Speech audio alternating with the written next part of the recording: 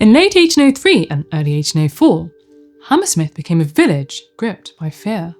For months on end, a mysterious and terrifying apparition would stalk the streets at night. Tall and wrapped in a white burial shroud, the sight of it was enough to send even the bravest resident or traveller running a mile in the other direction. Ooh, I love a good ghost story. Well, this is certainly a ghost story with a twist. Anyway, the spirit wasn't a friendly one. It was violent, vicious, and soon started attacking anyone that crossed its path. People became prisoners in their own home, too frightened to venture out at night. The ghost's grip on Hammersmith was tightening. Something had to be done. A brave few decided to take a stand. They would hunt this ghost down. They would take their village back by any means necessary. Little did they know that their hunt would end in tragedy. This is the true story of the Hammersmith ghost. It was a beautiful moonlit night, and a woman was making her way home. Now, she had to pass by Hammersmith churchyard, a journey that she'd made countless times before. But this time was different. You see, there were rumours of a ghost lingering near here, and not just any ghost, a violent ghost. She picked up her pace. Once she was clear of the churchyard, she'd feel much, much safer.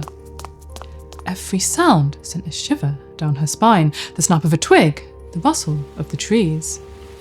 She took a deep breath and pressed on ahead, trying to brush aside any thoughts about the ghost. Surely the rumours couldn't be true. But oh, how wrong she was. She then stopped dead in her tracks, because right before her eyes, a ghostly figure began to rise out from behind a tombstone, tall and wrapped in a white burial shroud. The rumours were indeed true. Terror swept through her, and she let out a scream before trying to run away. The apparition wasn't about to let her escape, though. It chased after her and wrapped its long arms around her, holding her tight in a cold, icy embrace. The woman's heart raced, her breathing quickened, and then suddenly, everything went black. She had passed out from the overwhelming fear. The ghost then vanished, leaving the poor woman laying unconscious on the cold, hard ground. She would lay there for hours until, thankfully, some passers-by stumbled across her. They helped her up and made sure that she got home safely. The woman immediately went to bed, and sleep soon came. But sadly, the shock of the ordeal would prove far too much, and she would never awake again. It wasn't long before the ghost would strike again. A few nights later, a wagon driver was transporting a group of 16 passengers when the ghost suddenly appeared from behind a tree. And as if that wasn't terrifying enough, the ghost then leapt onto the wagon. The wagon driver, overcome with fear, spared no thought for his passengers or the 8 horses pulling the wagon. He needed to save himself. He jumped out of his driving seat and ran as fast as his legs could carry him, screaming all the way. Oh, man after my own heart. I would have done the same thing, minus the screaming, of course. Why am I not surprised? The passengers were left to fend for themselves, and it could have been a truly disastrous situation for them if the horses had bolted. But thankfully, the scared horses calmed down and no one was hurt, just very badly shaken. Thomas Groom had finished up a hard day's work at the local brewery, and it was now time to head home. As usual, his colleague would walk back with him. But unfortunately, their route involved passing through that dreaded churchyard. It was a very dark night, and stories of the ghost swirled through Thomas's mind. Thankfully, he wasn't walking alone though, and this gave him at least a little bit of comfort. His colleague bravely took the lead and was several paces ahead of him. The men walked as briskly as they could, but it was a struggle to see in the dark. Not long now, they'd soon be out of the churchyard. But not soon enough. There was a sudden chill in the air, and Thomas felt a pair of cold hands wrap themselves around his throat from behind. He'd feel their grip tightening. It was the ghost, he was sure of it. He tried to struggle free, but the ghost wasn't letting go. His colleague heard all of the commotion and called out, asking what was wrong. At this, the ghost twisted Thomas around and then disappeared into the night. Now, Thomas didn't see anything, but he felt something soft, a burial shroud maybe, but it was sort of thick. Actually, maybe it was a coat. Hang on. Why would a ghost be wearing a coat? Can you feel a ghost's clothes? I have absolutely no idea. Thankfully, I've yet to encounter one. The ghost was all anyone in Hammersmith could talk about, and the stories were getting more and more outlandish. The ghost now had horns, the skin of a beast, and even a large glass eye. people were terrified, not wanting to go out at night, and who could blame them? Now, of course a ghost was terrorising Hammersmith. It was to be expected. You see, the year before, a man who many believed shouldn't have been buried in consecrated ground due to the circumstances of his passing, was buried in consecrated ground. The ground of that Hammersmith churchyard. To them, this meant that sadly the man was unable to find peace and was cursed to wander the earth. Some, though, weren't convinced and didn't believe that this ghost was actually a ghost at all. They thought that it was a prankster, as much flesh and blood as you or I. William Girdler, a watchman, was out on patrol when a young boy came running across the road towards him. The poor boy was scared witless. He could barely get the words out. The ghost! He had seen the ghost. William started to try and calm the boy down, but stopped mid-sentence because in the distance he could see something white, something wrapped in a burial shroud, or maybe it was a tablecloth. Anyway, it was definitely the ghost. Now, William, surprisingly, wasn't scared of it. In fact, he decided to chase after it. Of course, though, the ghost was quicker and soon vanished from sight. But before they disappeared, William was pretty sure he saw them taking off a tablecloth. There's definitely something fishy going on here. It would seem so. Those that believed the ghost was a prankster felt strongly that something had to be done. I mean, if this was a prank, it had already gotten way out of hand. Now, there wasn't really a proper organised police force at this time, so the public would have to take matters into their own hands. They would have to hunt this pretend ghost down by themselves. Groups of men began to patrol the streets at night, some armed with guns. To be honest, at first these patrols weren't really very successful. There were so many narrow and winding lanes, and the ghost always seemed to be one step ahead of them. But this would all change on Tuesday the 3rd of January, 1804. Thomas Millward, a 22-year-old plasterer and bricklayer, got up bright and early and started getting ready for work. He pulled on his white linen trousers, buttoned up his white shirt, slipped on his white flannel waistcoat, and finished the ensemble with a white apron. His clothes had been freshly washed, so they were extra specially sparkly white. He kissed his wife goodbye, and then said goodbye to his mother-in-law, who lived with them. She shook her head and sighed when she realised that he was wearing all white again. It was common to do so in his trade, but he'd already caused quite a stir a few nights ago when some women had mistaken him for the ghost. She begged him to wear some different clothes, or at least cover himself with a greatcoat. But Thomas, he was stubborn. I mean, it's not like he was going around wearing a bedsheet and jumping out at people for goodness sake. Despite her protests, Thomas left for work that day, wearing white. I think I see where this is going. Yeah, it's not looking good, is it? Evening soon came, and the night patrol would begin. Among the men patrolling the streets was Francis Smith, a 29-year-old excise officer. Francis had spent most of the evening in the pub. He'd had a couple of drinks and found himself thinking about the ghost and all the havoc that they had caused. He was usually quite mild-mannered, but with each drink he found himself getting angrier and angrier. Blinded by rage and perhaps fueled by the alcohol, he loaded a gun and set out into the night, determined to catch the ghost. At the corner of Beaver Lane, he bumped into that watchman fellow from earlier, William Girdler. They got talking, and Francis told him that he was on a hunt for the ghost.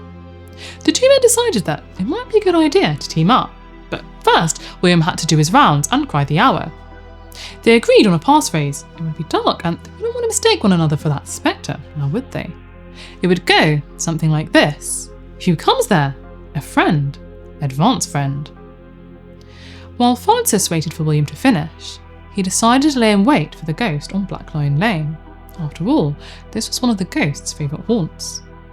It was a very dark night, and this particular lane was surrounded by hedges, making it even darker.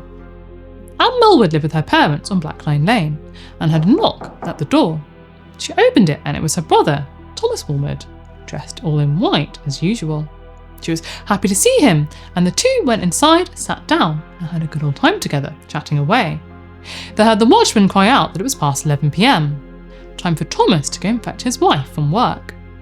She was doing some ironing for the local outrider, and at this late hour, it would definitely be dangerous for her to walk back home alone. Thomas said his goodbyes and saw himself out, closing the door behind him. As he left, Anne was suddenly overcome with a strange feeling, a feeling of dread. She leapt up, opened the door, and looked outside, hoping to see Thomas to make sure that he was safe. Meanwhile, Francis had been laying in wait for what seemed like an eternity, but in reality was only minutes. It was difficult to see in the dark, but he could just about make out a white figure coming towards him. Was this the moment that he'd been waiting for? His breathing quickened. "Damn you, who are you?" he called out. "I'll shoot if you don't speak." There was no response, and the figure continued to move towards him. Fear and adrenaline took over, and the alcohol probably didn't help either. In that moment, all thoughts of the ghost being a prankster wearing a bedsheet disappeared. He was now sure of it. The ghost was very, very real. With trembling hands, he raised his gun and fired. A sharp crack echoed through the darkness, but the ghost didn't vanish into the ether. Instead, there was a sickening thud. Francis rushed over to the figure, now lying in a crumpled heap on the ground. It wasn't a ghost, it was a man dressed all in white. It all happened so quickly, and the horrifying reality began to sink in. Francis had shot a man, an innocent man. The man lay deathly still on the ground, but maybe there was still hope. Francis ran off in search of someone that might be able to help. Anne, standing by the front door, had heard Francis's threat, followed almost instantly by a gunshot. In her heart, she knew that something terrible had happened to her brother. "Thomas, Thomas," she cried out as loudly as she could. But there was no response. She ran back inside and woke up her parents, exclaiming that she thought that Thomas had been shot. No matter what she said, her parents wouldn't believe her. Anne ran outside, and when she reached halfway between her father's house and her brother's, her worst fears were realised. She saw Thomas lying on the ground, lifeless. His face was black from gunpowder, and his jaw was broken. She took hold of his hand and begged him to speak to her, but of course there was no response. Absolutely distraught, she ran to a neighbour for help, and when she returned, she found her brother surrounded by 4 men, Francis and the watchman William among them. Now, the gravity of the situation still hadn't yet sunk in for Francis. He was totally upset about what happened, but was under the impression that he hadn't really done anything wrong. He'd spoken to the vicar twice and received no answer. It was dark and he was frightened. He honestly thought that he was firing at a ghost. He certainly hadn't meant to take a life. The men he was with, though, quickly shattered this belief. They told him that this was actually very serious business and there'd likely be grave consequences for him. Thomas was distraught with this revelation and wanted to give himself over to the authorities immediately. He was so beside himself that the other men told him to just go home, which he did. The High Constable was called for, and when he arrived, he took charge of the situation. He got the remaining men to take Thomas's body to the Black Lion Inn. He then went to Francis's house and took him into custody. A coroner's inquest soon followed, and after some deliberation, the coroner's jury returned a verdict of wilful murder against Francis. He was then committed to Newgate Prison, where he would await his trial. The trial took place on the 13th of January at the Old Bailey before Mr. Justice Lawrence, Lord Chief Baron and Mr. Justice Rooke. The case garnered quite a lot of attention, with crowds of people gathered in the Sessions House and waiting outside, all eager to find out what Francis's fate would be. Several witnesses testified to Francis's good character, stating that he was a very mild man and that he wasn't vindictive in the slightest. Witnesses also gave testimony about their encounters with the ghost. This helped to establish that Francis's belief in and fear of the ghost would have been very, very real. Francis felt so terrible about what had happened and was absolutely beside himself for the entire trial, trembling, his face drained of all colour. When giving his defence, he could barely get the words out. He maintained that he was innocent, stating that "I went out with a good intention, and when this unhappy affair took place, I did not know what I did. I had no intention to take away the life of the unfortunate deceased or any other man whatever." Once all the evidence had been heard, Lord Chief Baron addressed the jury, and he made it clear that if the prisoner had taken away the life of another without authority, permission, or in defence of his own life, then his offence went to murder. In this case, there was no accident, there was no sudden or violent provocation, nor was there any attempt made on the part of their prisoner to apprehend the supposed ghost. He went and thought himself entitled to kill that person. It was clear that in Lord Chief Baron's opinion, and those of the other justices on the bench, Francis had committed murder. Many, though, felt some sympathy for Francis. They thought that his intentions had been good and that it was just a tragic case of mistaken identity. There were some very complicated questions raised by the case. Did this amount to murder, even though he believed that the person he'd shot at was a ghost? Could this mistaken belief be a valid defence? The jury retired for over an hour and returned an unexpected verdict. A verdict of manslaughter. Now, this verdict wasn't legally acceptable at all. The bench clarified that the verdict either had to be guilty of murder or a total acquittal. Justice Lawrence went on to say that upon every point of view, this case is, in the eye of the law, a murder. The judges were all in agreement and asked the jury to reconsider their verdict. The jury deliberated for a short while and then returned a verdict of guilty. Francis was absolutely devastated and nearly collapsed, but someone grabbed a hold of his arm and helped support him. Because of the immense public interest in the case, and the fact that many felt sympathy for Francis, Lord Chief Baron announced that the case would be reported to the King immediately. The usual sentence was then passed. Francis was to be executed the following Monday and his body given to surgeons for dissection. Francis, hardly able to stand, was then led out of the dock and taken back to Newgate Prison. Things were certainly looking bleak for him, but there was still a glimmer of hope. The case had been referred to the King, and the King had the power to commute his sentence. And what luck! The King did indeed come to his aid. That very same day, a respite during His Majesty's pleasure arrived at the Old Bailey. Then, on the 25th, Francis was pardoned, providing he was imprisoned for 1 year. The case was the talk of the town, and the press were having an absolute field day with it. Seeing and hearing the story at every turn, a shoemaker, John Graham, could contain his guilt no longer. He came forward and admitted that maybe one of the ghostly sightings might have been him. He dressed up as a ghost one night to give his apprentice a taste of his own medicine. You see, the apprentice had been scaring his poor children by telling them terrifying ghost stories, and he was sick and tired of it. But that didn't really explain all of the other ghostly encounters. Maybe there were multiple people donning sheets and running around Hammersmith trying to scare people witless. Now, I don't really see the appeal, but to each their own. Sounds like great fun to me. Of course it does.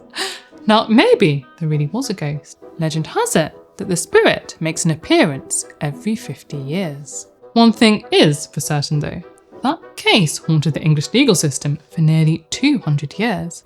You see, it started a debate around self-defence, reasonable force, and acting on an honest but mistaken belief.